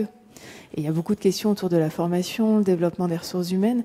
Et on voit bien que la proportion, en tout cas c'est le choix qu'on a fait, de tous ces éléments périphériques, finalement, sont aussi importants que la rémunération initiale. Merci beaucoup. Myriam, la communication RH est vraisemblablement un facteur clé, on l'a vu, de succès de l'attractivité et de la rétention des collaborateurs. J'ai 2 questions en lien avec cette attractivité et cette rétention, et pas forcément sur le BSI, mais la communication RH au sens large. Est-ce que vous pensez que la crise sanitaire va modifier les codes de la communication RH? Première question. Et est-ce que vous pensez, et vraisemblablement vous avez relevé les 23%, est-ce que vous pensez que ça concerne toutes les typologies d'entreprises? Et par typologie, j'entends taille d'entreprise. On voit bien qu'il y a beaucoup d'aspects quelque part décisifs dans la vie d'une entreprise qui sont intimement liés à la communication interne. Vous avez bien sûr les enjeux de qualité de vie au travail. Et nous-mêmes, nous avons mené une enquête avec Jérôme Fourquet de l'IFOP au moment du déconfinement en mai dernier. Et on voit bien que pour 85% des salariés, ça devait être le sujet prioritaire. Parce qu'on a été quand même dans un moment, et on est toujours dans un moment, où la vie humaine a été placée au-dessus de tout. Donc c'est légitime qu'il y ait une attente vis-à-vis des collaborateurs. La fidélisation, nous avons aujourd'hui... On est dans un moment où, certes, nous allons avoir malheureusement près de 840 000 demandeurs d'emploi en plus si on regarde les chiffres de septembre dernier. Et en même temps, nous avons des secteurs qui n'arrivent pas à recruter. Ils n'arrivent pas à recruter et lorsque on essaie de pousser à de la reconversion, on essaie aussi de permettre aux salariés de se projeter dans sa vie et la question de la rémunération et des avantages. Je pense que la question notamment de la mobilité géographique, notre pays, les Français ont beaucoup plus de difficultés par rapport à d'autres pays européens à se projeter dans une mobilité géographique ou dans une mobilité professionnelle. On voit bien que la proximité de notre lieu de travail, on voit bien que les enjeux aussi de la crèche, permettre de concilier la vie personnelle et vie professionnelle, tout ça compte. Et donc le BSI est en effet un outil qui, comme l'a dit Nadège, n'est pas là juste pour valoriser la rémunération, mais est là aussi pour valoriser ce que raconte l'entreprise, son modèle social. On parle beaucoup de raison d'être, de politique RSE. Le BSI peut être aussi un outil de communication, bien évidemment, par rapport à cela. Qualité de vie au travail, fidélisation, recrutement. Recrutement, pourquoi ? Parce que de plus en plus, on nous demande de mettre en place des BSI quelque part génériques pour les forums de l'emploi et autres. Je laisserai Nadège pour en parler parce que je sais que chez elle, le recrutement, c'est quelque chose d'extrêmement important, mais aussi le management et aussi la productivité. Donc ça, c'est quelque part, c'est décisif. Or, on voit bien que la communication en ressources humaines est souvent quand même le parent pauvre des politiques de communication. On fait plus facilement de la communication externe et moins de la communication interne. Or, de plus en plus, on se rend compte que, de par la notation quelque part, ou tous les dispositifs qui vont valider justement le niveau d'engagement des collaborateurs, les études, les baromètres sociaux, etc., on voit bien à quel point les marques aujourd'hui sont sensibles à l'image que vont véhiculer leurs propres collaborateurs de la vie de l'entreprise. Et ça, c'est quelque chose qui est extrêmement important, c'est-à-dire que le collaborateur est aussi un consommateur et aussi un vecteur et un ambassadeur, voire même le premier des ambassadeurs de l'entreprise. Donc on voit bien que dans le contexte aujourd'hui qui est le nôtre, auquel on demande quelque part à l'entreprise d'avoir un rôle sociétal. Voilà, je pense que la loi Pacte, la raison d'être, c'est quand même un mouvement aujourd'hui qui est bien enclenché. Et donc, on voit bien que ça demande, en effet, d'investir dans la communication interne. Après, qu'est-ce que nous raconte la crise que nous vivons aujourd'hui ? C'est que nous avons une série de situations qui, comme il y a eu des confinements différents selon le rôle qu'on joue dans l'entreprise, on voit bien qu'aujourd'hui, c'est comment on arrive à créer un collectif et comment on doit être particulièrement attaché à un enjeu de transparence, de prendre soin. On a su déconfiner, on a su réorganiser, enfin on a su, je salue l'ensemble des équipes RH, parce que même pour nous, c'est un challenge quand même quotidien, mais on a aujourd'hui, on a écouté le président de la République hier, qui nous invite aussi à privilégier le télétravail. Tout le monde ne peut pas être en télétravail. Et donc je pense que ça, c'est un point extrêmement important, c'est d'avoir une réponse qui concerne l'ensemble des collaborateurs, et c'est en cela que c'est important de dire que le BSI n'est pas réservé au seul cadre d'une entreprise, de pouvoir diffuser sur l'ensemble des supports, c'est-à-dire que cette accessibilité soit la même pour tous, et donc, et on va être dans une phase aussi où il va peut-être y avoir un éloignement durable de l'entreprise. Je pense aux situations d'activité partielle ou à d'autres qui se mettent complètement en télétravail. Donc recréer du lien à distance, c'est ça tout l'enjeu. Et ces outils-là sont des outils qui ne sont pas juste pour transmettre la communication RH, non, c'est des outils qui racontent le modèle social de l'entreprise, son investissement dans une performance sociale. Et ça a un objectif aussi, c'est bien évidemment de se différencier des concurrents ou des autres entreprises. Et Myriam, qu'en est-il de la typologie, enfin de l'effectif des entreprises? Est-ce que vous pensez qu'on est face à une tendance qui est la même dans les grands groupes et que dans les PME et les ETI? Est-ce que au final, toutes les entreprises sont touchées de la même manière et réagissent de la même manière en fonction de leur taille? Il y a, si on prend un sujet sur lequel le BSI peut être vraiment porteur et permettre aux salariés de se projeter, BSI générique, puis BSI après en 10 ans. Si on prend le sujet des métiers en tension, dans certains métiers en tension, les PME sont autant touchées, les TPE, PME, que les grands groupes par rapport à cela. Et donc, on voit bien qu'une PME qui investit, un patron qui décide de financer sa part à 60-70% en prévoyance, il a bien évidemment tout intérêt aussi à le valoriser auprès de ses équipes. Mais, ils n'ont rarement pas les mêmes ressources internes et ils n'ont absolument pas les mêmes moyens. Donc c'est en cela que ça demande d'adapter aussi le produit vis-à-vis de cette cible-là de clientèle, parce que ces enjeux-là vont se poser de la même manière et ils ont aussi bien souvent des choses à valoriser. Tout à fait. Même contrainte et effectivement pas forcément les mêmes ressources pour faire. Je pense à Wardy. Wardy est un outil qui a été mis en place pour les entreprises de moins de 1000 salariés, qui permet de faire un BSI en ligne directement pour ce type d'entreprise. Pourquoi moins de 1000? Parce qu'au-delà, autant avoir une équipe avec un consultant qui y soit dédié, mais ça permet de mettre un outil qui sera souvent bien évidemment utilisé plus par les experts comptables, mais qui permet justement de répondre à cette demande des entreprises qui souhaitent valoriser leur politique de rémunération de façon globale. Parce que c'est compliqué, Nadège l'a dit à l'instant, c'est vrai, mais parce que c'est pas que la rémunération nette. Or, entre le prélèvement à la source, etc., tout ça est extrêmement complexe et je pense qu'il faut autant traiter le réel que le ressenti. Et je pense que le ressenti du collaborateur, c'est pour ça que c'est extrêmement important d'être dans ce souci de transparence, parce que ça permet de traiter aussi le ressenti du collaborateur. Merci beaucoup. Myriam, vous parliez de recrutement et de secteur sous tension. Donc, ma question va s'adresser à Nadège. Votre secteur d'activité, justement, est particulièrement soumis à des tensions fortes en matière de recrutement. Les ressources sont rares et difficiles à capter.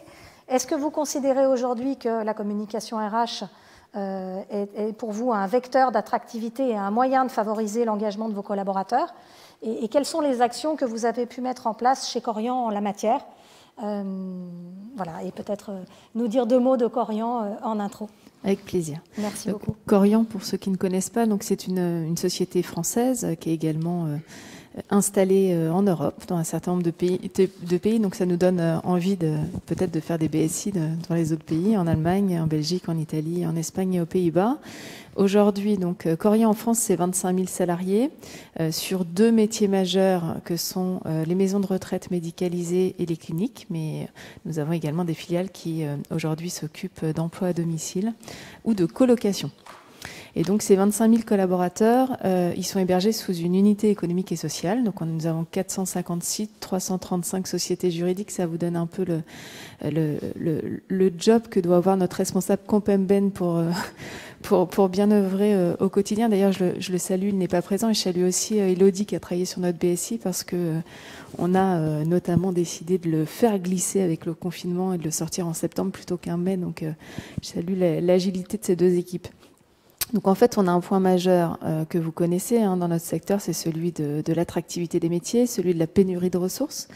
Et donc en fait, le BSI est venu comme une preuve pour nous. On s'est lancé il y a maintenant un peu plus de 2 ans dans une grande politique, dans un grand projet d'entreprise qui s'appelle Soins à cœur, qui était celui de pouvoir initier des engagements RH en parallèle d'engagements patients ou résidents.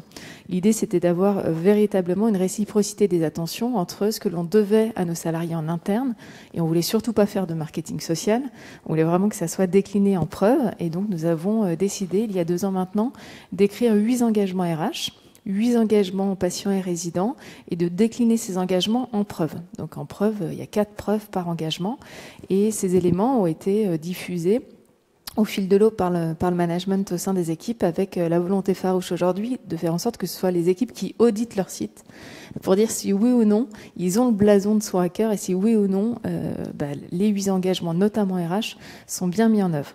Et donc dans ces 8 engagements RH, il y a un engagement autour de la transparence, autour de la connaissance de sa rémunération.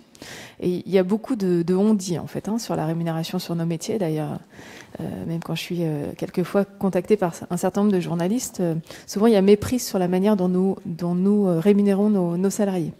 Donc depuis 2 ans, on a travaillé notamment avec les partenaires sociaux ce contrat social. On a posé les briques d'une rémunération plus simple, plus agile, plus déjà au-dessus du marché, plus transparente vis-à-vis de nos salariés. Donc on a commencé par travailler sur une communication dans le cadre des NAO l'année passée, donc par métier, pour pouvoir avoir des fiches simples d'explication de la rémunération, de la constitution de la rémunération. On n'était pas encore dans l'individuel, on était dans le collectif pour nos aides-soignants, pour nos infirmiers, pour nos cuisiniers. Donc on l'a fait principalement sur ces 3 métiers qui sont les 3 principaux métiers en tension. Les médecins étaient encore dans une autre logique. Et vous m'avez fait peur tout à l'heure quand vous avez dit qu'on commençait à communiquer sur du net, donc sur du net après impôt, parce que moi je vois les médecins qui aujourd'hui négocient leur rémunération en net après prélèvement à la source, qui devient de plus en plus compliqué. Donc ça c'était la première étape en termes de communication sociale. Et puis ensuite, on s'est dit, c'est peut-être le moment, certainement le moment d'aller plus loin et donc d'avoir un bilan social individualisé. Alors à ce stade, moi, vous m'avez fait rêver tout à l'heure avec plus de digitalisation. Le premier, on l'a fait en support papier. Alors pas en passant par des ESAT, mais tu as mis une pierre dans mon jardin, Myriam, pour la suite. Et donc on a commencé à travailler sur ce BSI. On a mis 6 mois pour accoucher d'un PSI qui avait ceci de particulier, c'est qu'il n'était pas en année civile. Faut pas le reproduire, mais parce qu'on voulait véritablement qu'on puisse avoir une première brique et pas attendre et le sortir. D'ailleurs, je sais pas comment font les autres, mais le sortir au moment des négociations annuelles obligatoires, et donc que chacun puisse bien prendre conscience de quelle était sa typologie de rémunération, qui peut être compliquée. Je peux me permettre une question là-dessus ?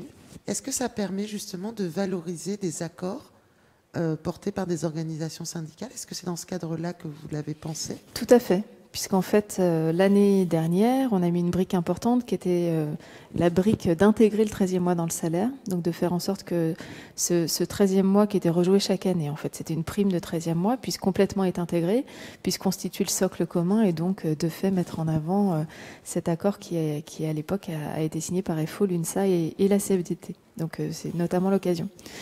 Et on se pose la question maintenant pour le prochain BSI, qui celui-ci sera annuel, de savoir comment mettre en lumière tous les accords que nous sommes en train de négocier, puisque nous avons 8 négociations qui ont démarré début septembre et qui vont se finir à la fin de l'année autour de thématiques particulières. Donc il y a les NAO, mais aussi la mise en place d'un accord d'intéressement collectif. Et je vois tes paroles tout à l'heure, Myriam, quand tu parlais de l'absentéisme et de la nécessité aussi de travailler sur le taux. Et ce que nous avons proposé, nous, à nos partenaires sociaux, c'est de travailler autour d'un accord d'intéressement collectif qui puisse être fondé pour la moitié du versement sur la baisse du taux d'absentéisme. L'idée étant de se dire que si l'on travaille la baisse de ce taux, on peut décemment augmenter les conditions de travail de nos collaborateurs et de facto la rémunération. Il y a un impact direct sur la prévoyance. Et donc, on attend la signature des organisations syndicales, on l'espère pour la semaine prochaine. Donc potentiellement, ça viendra augmenter notre BSI ensuite. Donc notre cheminement a été celui-là. La communication très collective, la mise en place de ce BSI. Je dois dire que quand je fais le tour des établissements et ce qui me remonte des responsables ressources humaines opérationnelles et des managers, c'est qu'aujourd'hui, c'est vécu comme un cadeau. Avec des équipes qui sont très étonnées en fait. Donc les cadres, pour certains, l'avaient pour partie déjà vécu. Certains nous rejoignent de plus en plus d'univers différents, du monde du retail et de la grande distribution, où là, le BSI est pas récent. Beaucoup de grandes entreprises le font depuis longtemps. Mais par contre, pour nos non-cadres, donc pour nos aides-soignants, pour notre agent de service hospitalier, pour notre cuisinier, pour notre commis de cuisine, ça, pour le coup, ils le vivent vraiment comme un cadeau, une marque de considération. Donc on a déjà gagné une partie de la bataille. Et on souhaite désormais aller certainement vers plus de digitalisation pour l'année prochaine. Très bien, merci beaucoup.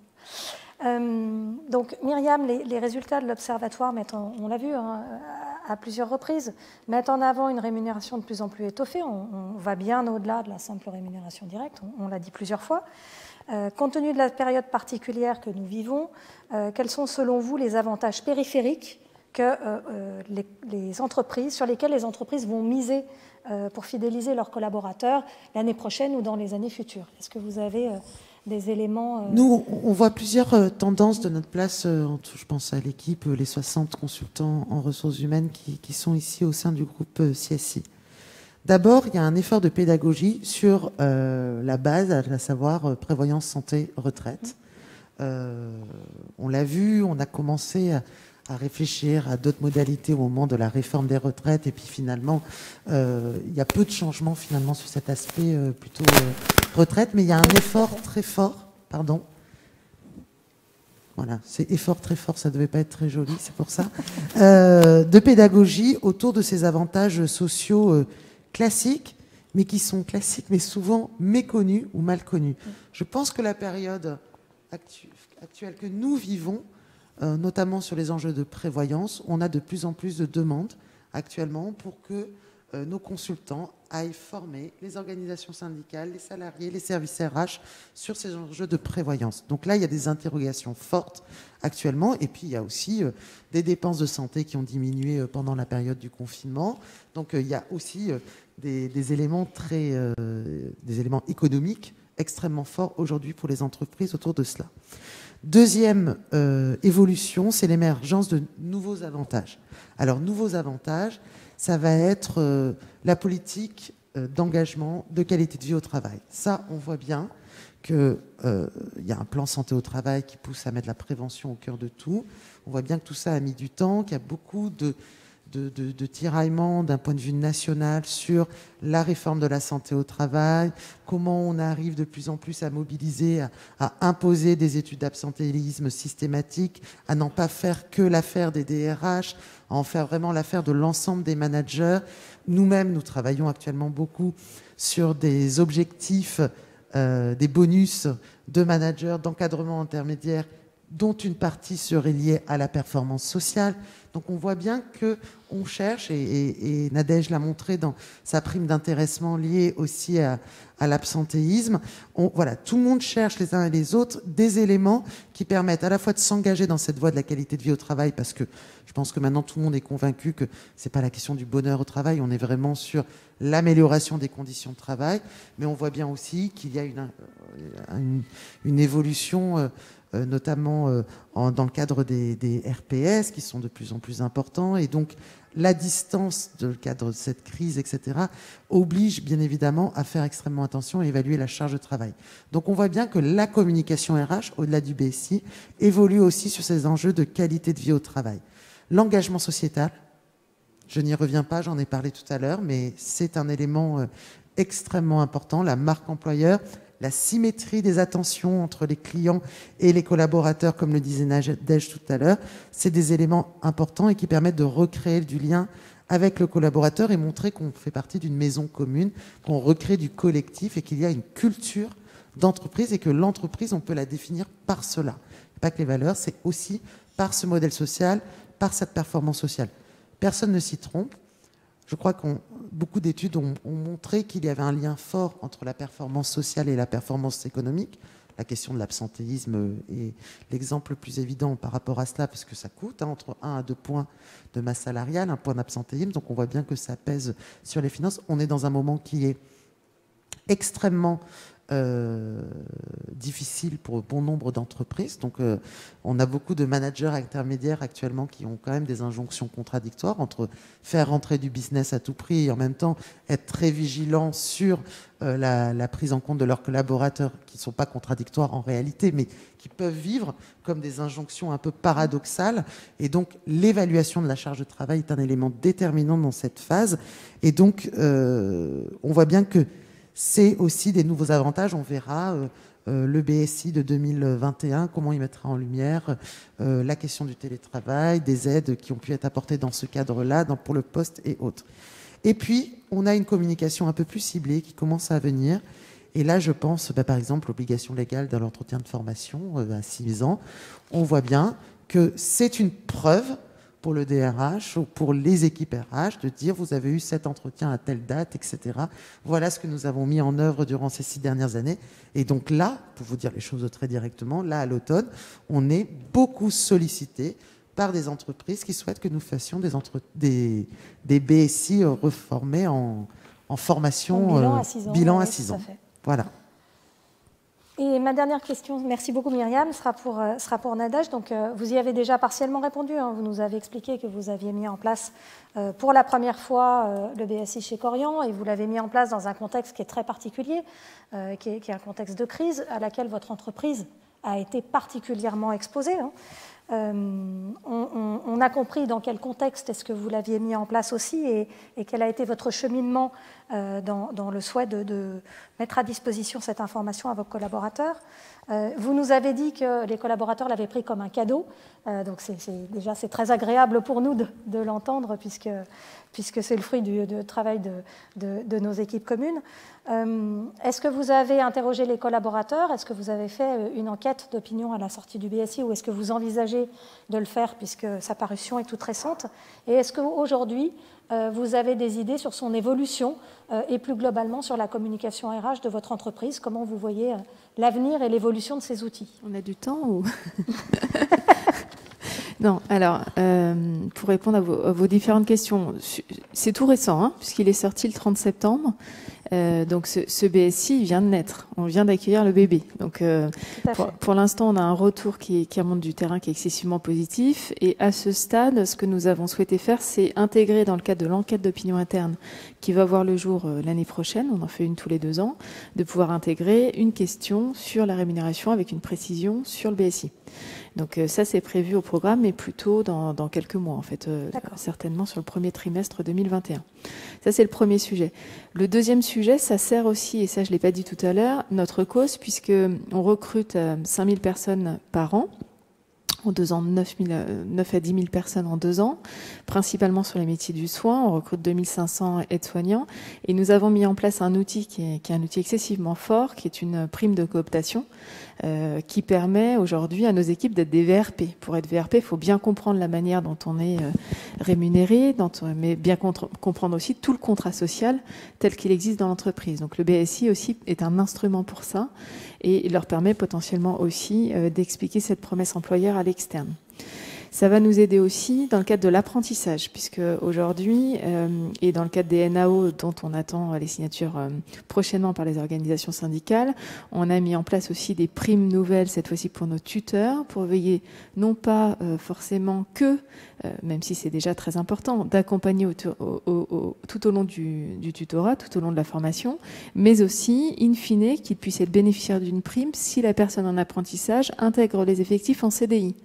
Donc pour ça, il faut bien comprendre la manière dont on est rémunéré, et le contrat social et le package global de l'entreprise. On y revient toujours. En fait, la suite, c'est quoi ? Alors, on va commencer, on n'y a pas travaillé encore, je vais pas vous expliquer ce qu'on n'a pas fait sur la suite du BSI, même si j'entends qu'effectivement, il faudrait, et ça fait sens, aller davantage sur des indicateurs de RSE. Donc, on a beaucoup d'engagements en la matière, notamment en matière d'empreinte carbone, en matière de consommation, puisqu'on fait tout sur place, donc on fait très attention à ça, et aujourd'hui, on le mesure. Donc, pourquoi pas partager davantage, au-delà de nos documents très officiels, partager davantage avec tout à chacun dans le cadre du BSI. Mais aujourd'hui, ce BSI, nous, on souhaite également s'en servir de manière collective, et Myriam en a déjà un peu parlé, pour faire le pont avec des secteurs en tension, et notamment pour pouvoir rencontrer d'autres entreprises, mais vraiment de secteurs complètement différents. Ça peut être l'industrie, mais de manière plus proche certainement les services, l'hôtellerie, la grande distribution, pour pouvoir aller voir les DRH, aller voir les partenaires sociaux, expliquer ce qu'on est, expliquer le sens de nos métiers et puis expliquer la promesse employeur. Et pour ça, on est en train de travailler avec vos équipes à la mise en place de BSI collectifs, donc de BSI adaptés par ligne de métier, qui explique qu'est-ce qu'un aide-soignant chez nous, comment il est rémunéré, mais aussi comment il est formé, qu'est-ce qu'on fait en matière de validation des acquis par l'expérience. Voilà, donc expliquer tout ce cheminement. Et je pense qu'on n'aurait pas pu aller jusque-là si on n'avait pas fait la première étape du BSI. Donc c'est vraiment tout à fait une continuité. Et donc il va sortir là, notre prochain bébé, c'est un BSI générique, un BSI collectif, qui va sortir pour nous aider sur la fin de l'année à faire nos premiers premier pas sur des passerelles entre ces mondes plus en tension et nous qui devons recruter, mais pour lesquels nous avons des difficultés aujourd'hui parce que les personnes ne sont juste pas formées et qu'il n'existe pas assez d'aides-soignants formés en France aujourd'hui. Très bien. Merci beaucoup, mesdames. Si tu permets, Clément, j'en profite puisqu'on travaille sur un projet justement passerelle entre des secteurs sinistrés et le secteur du médico-social avec des formations, par exemple d'aides-soignants qui durent 10 à 12 mois avec des dispositifs en capacité d'être mobilisés par l'État. Je le dis puisqu'il y a beaucoup d'entreprises clientes à nous qui sont aussi en train d'écouter. S'il y a un intérêt pour travailler dans le cadre de la mobilité sécurisée ou pour travailler dans le cadre du volontariat pour diriger certains de vos salariés vers ce secteur-là, n'hésitez pas à faire appel à nous. Merci beaucoup. On a du temps pour répondre aux questions de nos participants, si toutefois il y en a. Alors, on parlait de digitalisation dans l'entreprise. On est en plein dedans. On me tend un iPad avec des questions. La présentation sera-t-elle... Ah oui, d'accord, donc celle-là. En quoi consiste un BSI dit interactif? Quelles sont les différences avec un BSI dit classique? Alors, un BSI interactif est un format PDF sur lequel on va pouvoir avoir des éléments d'interactivité, une fois que j'ai dit ça. C'est un premier pas vers le digital. Donc, sur le BSI en PDF interactif, vous allez avoir plusieurs niveaux de lecture.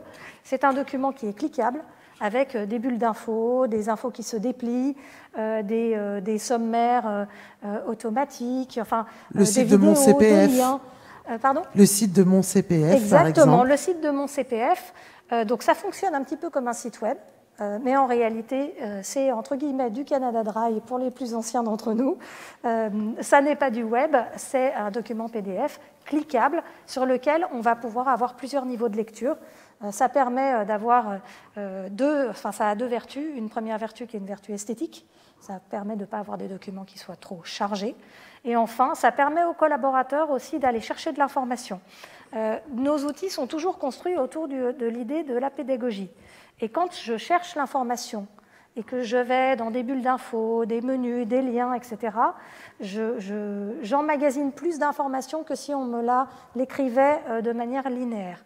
Donc, puisque la lecture sur un écran digital n'est pas du tout la même que la lecture d'un document papier.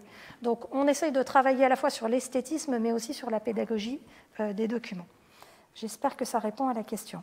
Quelle est la bonne répartition digitale-papier pour être certain de toucher toutes les populations dans l'entreprise?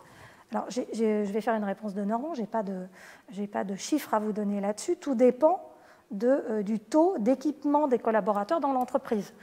Prenons des secteurs comme la grande distribution. On va avoir beaucoup de monde dans les magasins, ou même peut-être chez Corian, on va avoir beaucoup de gens qui n'ont pas forcément accès à un ordinateur au quotidien. Oui. Après, je pense qu'il ne faut pas se mettre de barrières, et vous parliez tout à l'heure du téléphone portable, tout à fait, du smartphone, et c'est vrai qu'on voit qu'on peut aujourd'hui pousser de plus en plus d'informations par cet intermédiaire-là, et que souvent on a des a priori que nos équipes n'ont pas, notamment nos équipes non cadres, et aujourd'hui à 95%, ils sont dotés d'un smartphone et ils utilisent ça encore mieux que nous. Donc je pense que c'est pas idiot aussi de demander au management intermédiaire ce qu'il en pense, voire même, et c'est vrai que nous on a beaucoup de groupes d'écoute qui se font par métier, voire même de poser la question très clairement aux intéressés pour voir avec quels outils ils sont le plus en adéquation. Il y a de plus en plus dans les entreprises, on le voit chez nos clients, de politiques de diffusion d'informations RH sur le mobile personnel du collaborateur.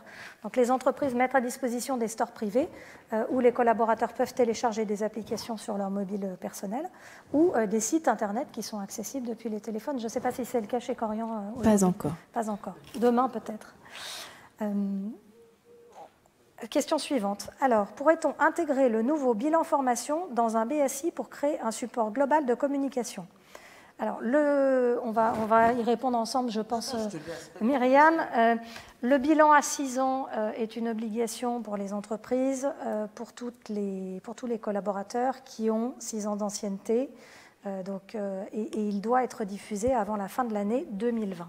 Donc, en d'autres termes, tous les collaborateurs qui sont rentrés avant, alors on n'est pas sur le 1er janvier 2015, puisqu'il me semble que c'est mars 2014, en tout cas courant 2014, puisque la loi, enfin l'obligation a été prorogée un peu dans le temps, ont l'obligation de remettre à leurs collaborateurs une information, donc tous les 6 ans d'ancienneté et plus, doivent recevoir d'ici la fin de l'année une information sur leur parcours professionnel dans l'entreprise.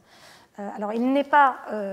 la loi ne dit pas précisément quels sont les éléments, mais on présume que l'évolution salariale est un sujet, que la liste des formations que le collaborateur a eues pendant les 6 dernières années est aussi un sujet, que le nombre d'heures de formation qu'il a suivies, etc.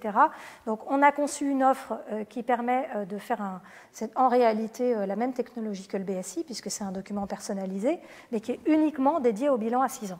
Donc, et c'est ce support-là qu'on est en train de diffuser auprès de pas mal d'entreprises.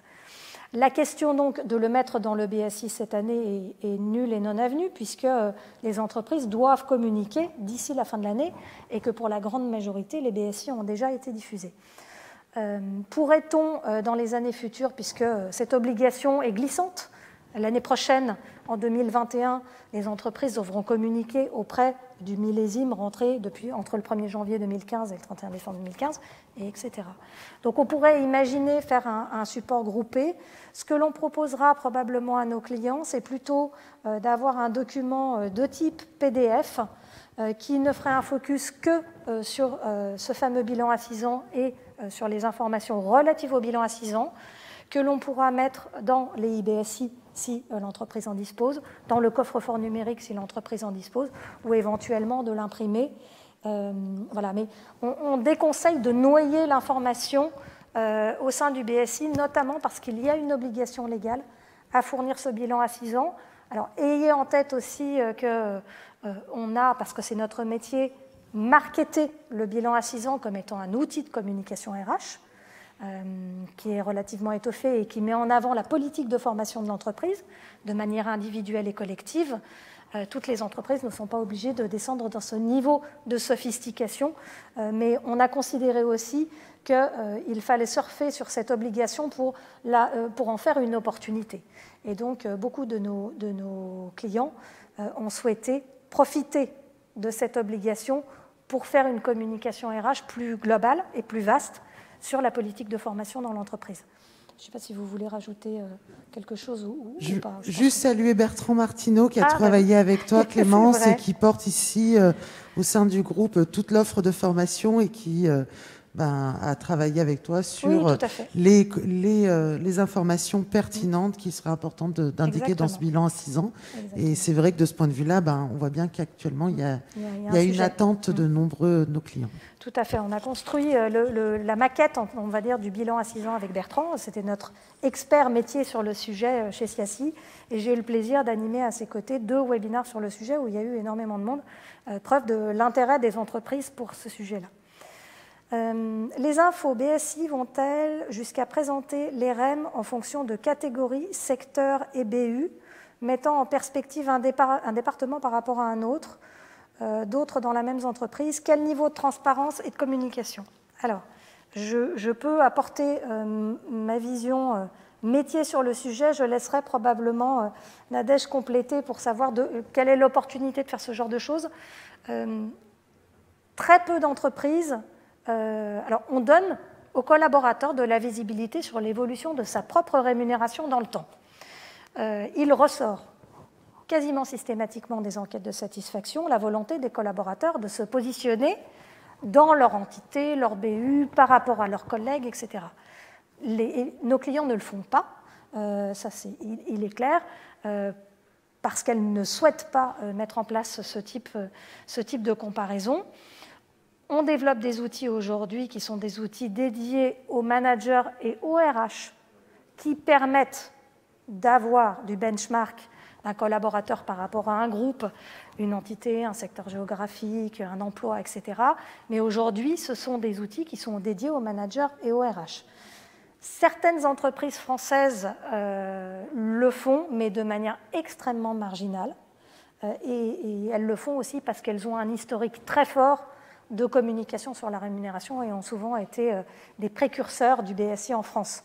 Je ne suis pas sûre que les DRH des grandes entreprises ou les RH aient la volonté demain de produire autant, entre guillemets, de transparence dans les BSI pour permettre aux collaborateurs de se comparer à d'autres. Ce qui ferait sens, en tout cas, dans nos métiers, c'est de pouvoir se comparer au reste du secteur, alors qui est un peu éclaté, puisqu'il y a le secteur privé, le secteur associatif, mais aussi le public, et notamment l'hôpital public. La difficulté va être double. La première, c'est d'obtenir des informations fiables, et pour qu'elles soient véritablement pertinentes, il faut qu'elles soient à l'échelle de la région, du département. Comparer les salaires de Paris et les salaires d'autres régions beaucoup plus isolées, avec pas les mêmes niveaux de loyer, etc., c'est assez abscon. Et la deuxième, c'est le dynamisme avec lequel on va pouvoir produire ces informations, sachant que, étant dans un domaine où il y a beaucoup de difficultés de recrutement, les acteurs sont excessivement dynamiques pour s'adapter en la matière. Donc la vérité d'aujourd'hui ne sera pas la vérité de demain. En 3 mois, les rémunérations peuvent être modifiées. Donc il faudrait pouvoir avoir quelque chose d'assez macro pour commencer, peut-être au niveau de la France, peut-être déjà en se comparant sur les outils qui existent. Je pense, par exemple, pour prêcher pour ma paroisse, je pense que dans notre secteur, on est les seuls à offrir l'opportunité d'avoir un accord d'intéressement collectif. Ça, c'est déjà un premier sujet. Après, être dans le micro-détail et pouvoir se comparer, je pense qu'on n'a pas encore la maturité requise dans notre secteur. Je ne sais pas ce que sont les autres. Mais...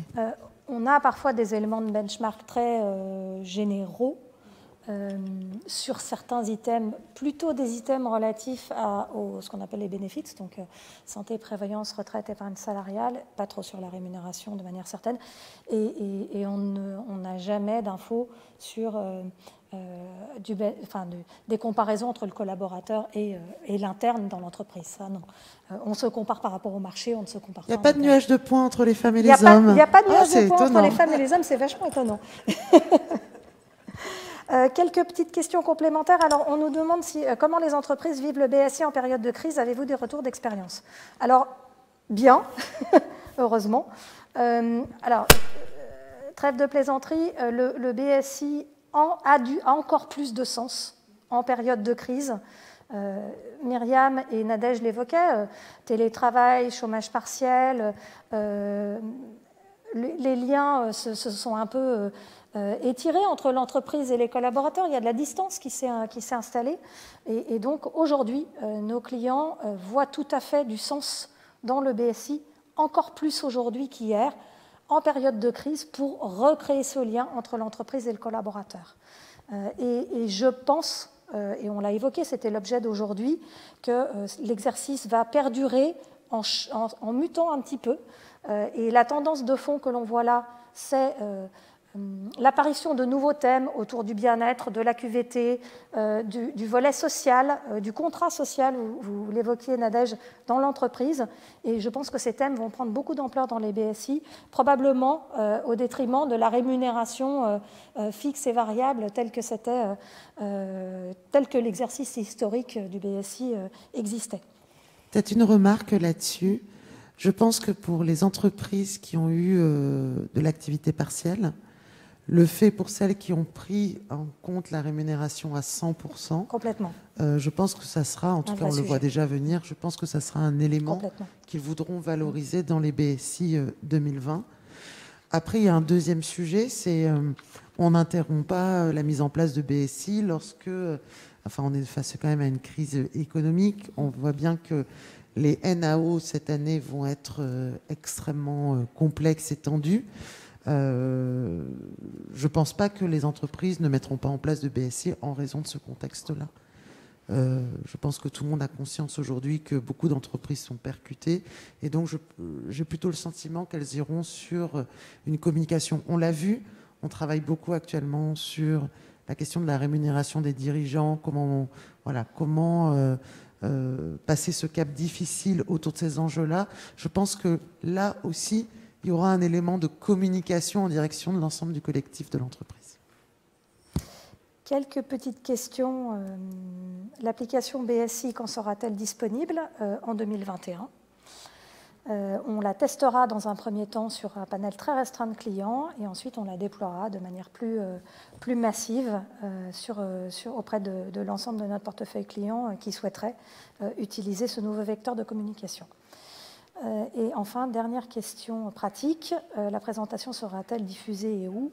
Elle sera effectivement directement envoyée aux participants et disponible très prochainement en replay sur le blog de l'entreprise. On vous fera passer les éléments pour y avoir accès. Et on n'a plus de questions, je pense. C'est terminé. Merci beaucoup, mesdames. Merci, Clémence. Vraiment d'avoir animé cette matinée avec moi. J'ai, pour ma part, beaucoup apprécié d'échanger avec vous sur ces thèmes qui sont porteurs. Voilà. Merci beaucoup. Merci, Clémence. Et je vous donne et merci à toute l'équipe. Merci à vous et merci, chers participants, de vous être connectés ce matin dans des conditions qu'on aurait préféré évidemment être en présentiel, mais qui ont dû être en distanciel pour des questions sanitaires. Nous vous mettrons à disposition l'ensemble des éléments et on vous souhaite à tous une bonne journée à tous les participants. Et à bientôt. Bonne journée à tous. Au revoir. Au revoir.